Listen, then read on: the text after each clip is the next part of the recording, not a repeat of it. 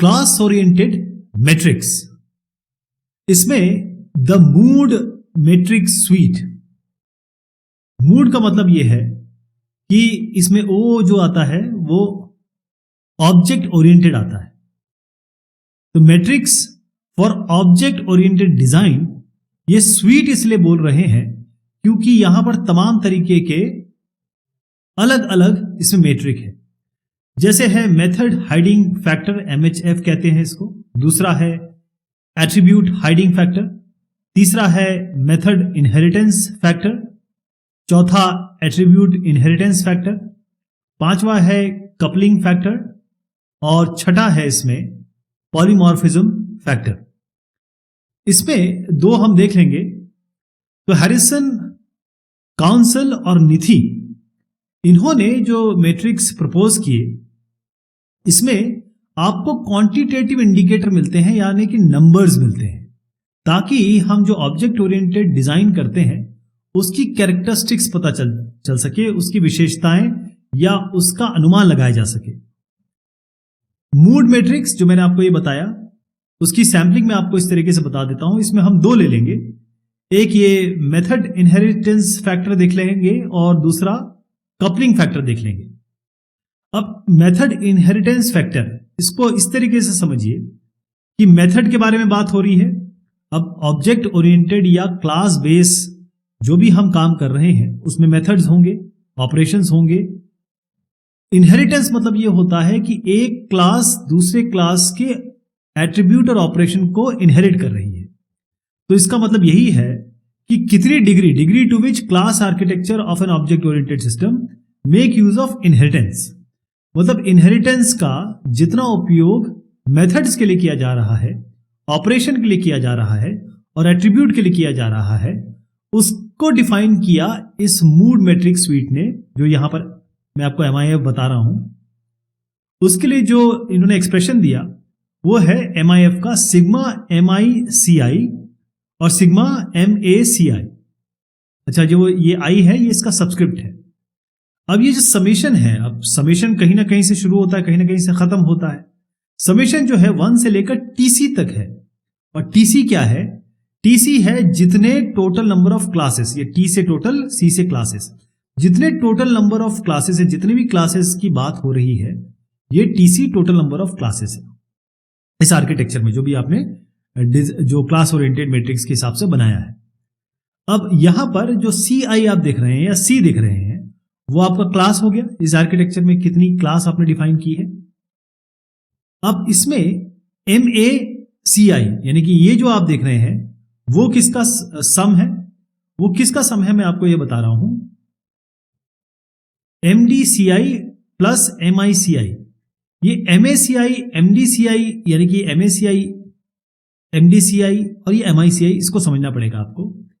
MACI जो है कितने मेथड्स जो इन्वोक हो रहे हैं क्लास C के एसोसिएशन से।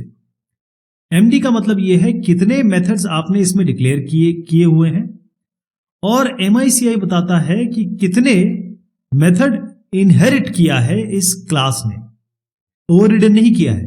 अब मैं जरा थोड़ा सा आपको आइडिया दे दूं कि इसका मतलब क्या है इन सब शब्दों का।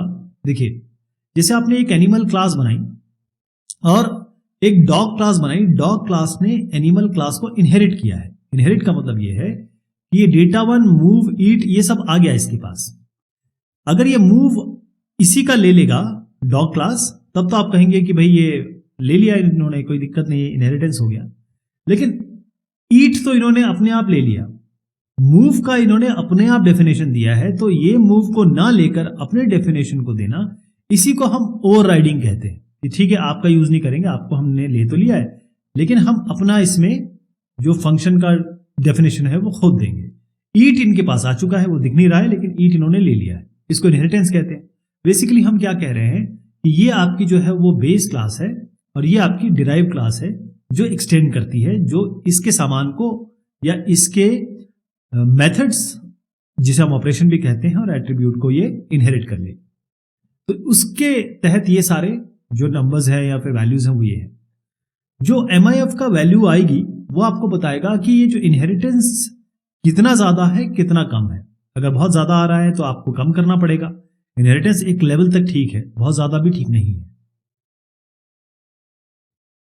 इसी मूड मैट्रिक्स में एक है कपलिंग फैक्टर। वैसे तो 6 है इस पूरे मैट्रिक्स स्वीट जो है उसमें 6 अलग अलग आपके मैट्रिक्स हैं, लेकिन एक हम कपलिंग फैक्टर डिस्कस कर रहे हैं। कपलिंग का मतलब ये होता है, अब आप देखें, पहले कपलिंग समझा देता हूं आपको। कपलिंग का मतलब होता है कि जब आपके जो मॉड्यूल्स हैं वो आपस में कनेक्टेड नहीं है तो हम कहेंगे कपलिंग इनके बीच में बिल्कुल नहीं है, आपस में किसी चीज का आदान प्रदान नहीं हो रहा है। लूजली कपल मतलब थोड़ा बहुत डिपेंडेंसीज है, लेकिन हाईली कपल्ड का मतलब सभी एक दूसरे पे बहुत ज्यादा आधारित है या डिपेंडेंट है, इसको बहुत ज्यादा कपलिंग कहेंगे। इसी को यूज करके कपलिंग फैक्टर निकाला जाता है, इसी कहें आधारभूत डिस्कशन को लेके। तो कपलिंग फैक्टर जो होता है उसको मूड मैट्रिक कैसे डिफाइन करती है, इसके लिए फॉर्मूला है। बस ये फॉर्मूले को आपको समझना है कि ये क्या बोलने की कोशिश कर रहे हैं।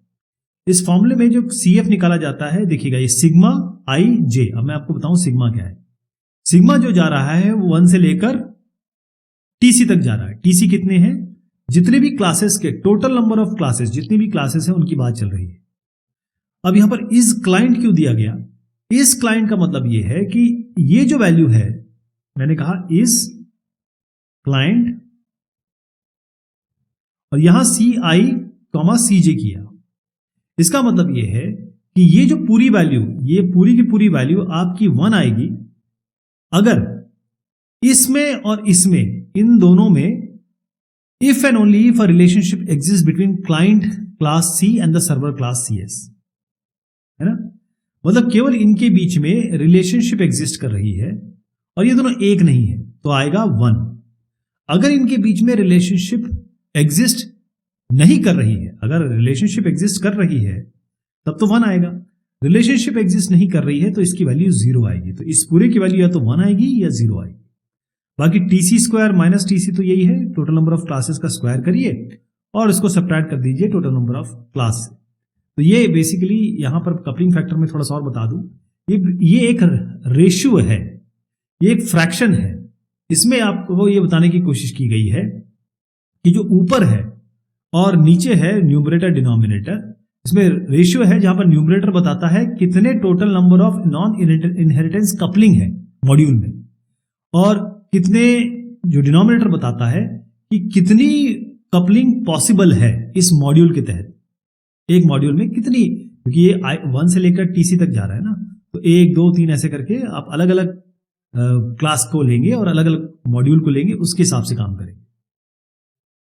तो अगर ये जो कपलिंग फैक्टर है बढ़ेगा तो कॉम्प्लेक्सिटी सॉफ्टवेयर की अपने आप बढ़ जाएगी और अंडरस्टैंडेबिलिटी, चाहे इसको समझने की कोशिश आप करेंगे, इसको आगे चल के मेंटेन करेंगे या रीयूज करना चाहेंगे, वो थोड़ा कम हो जाएगा। तो कपलिंग हम कम से कम चाहते हैं, इसीलिए हम ये कपलिंग फैक्टर निकालते हैं।